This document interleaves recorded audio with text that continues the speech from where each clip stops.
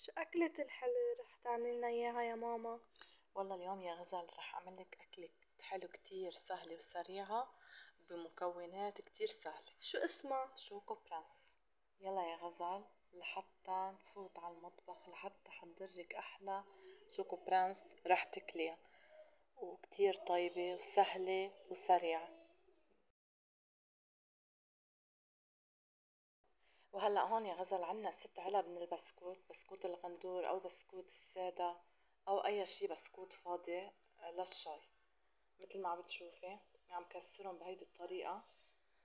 شفتي من بعد ما كسرناهم يا غزل هلا رح نحضر صوص الشوكو برانس. هلا هون عندي 6 كبايات من المي مثل ما عم بتشوفي بحطه بهيدي الطريقة. ومثل ما عم بتشوفي يا غزل من بعد ما حطيت المي عندي 6 معالق من الكاكاو، وعندي 6 معالق من النشا، وعندي كوب ونص من السكر، ومعلقة صغيرة من الفانيليا. وهلا هون شو بعمل يا غزل؟ بضلني حركهم لحتى يجمد معي القوام مثل ما عم بتشوفي. بضلني حركهم بهيدي الطريقة يا غزل. وهلا عندي معلقة كبيرة من ماء الزهر بتعطي نكهة كتير طيبة. وبضلني حركهم لحتى يجمدوا ويصيروا بهيدا الشكل مثل ما عم بتشوفي. بس يجمدوا يصيروا يفقعوا هيك. شمي شمي يا غزل ريحة الشوكو برانس، أطيب شوكو برانس وأسهل حلو ممكن تاكليه يا غزل.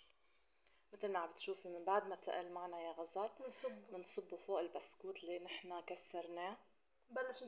بنبلش نحركهم بهيدي الطريقة لحتى يندمجوا كلهم مع بعض. مثل ما عم بتشوفي من بعد ما خلصناهم يا غزال دمجنا كل البسكوت مع صوص الشوكو برانس. هلا بنخليها بالبراد ترتاح. ومن بعد ما ارتاحت يا غزل بالبراد وسقعت اكيد جمدت معنا. هلا رح بنحط على وجهها جوز الهند يا غزال. ومثل ما عم بتشوفي صارت معنا اطيب شوكو برانس رح تاكليها. ويلا يا غزال رح اقدم لك احلى صحن شوكو برانس. واذا عجبكم الفيديو ما تنسونا باللايك وبالشير وبالاشتراك.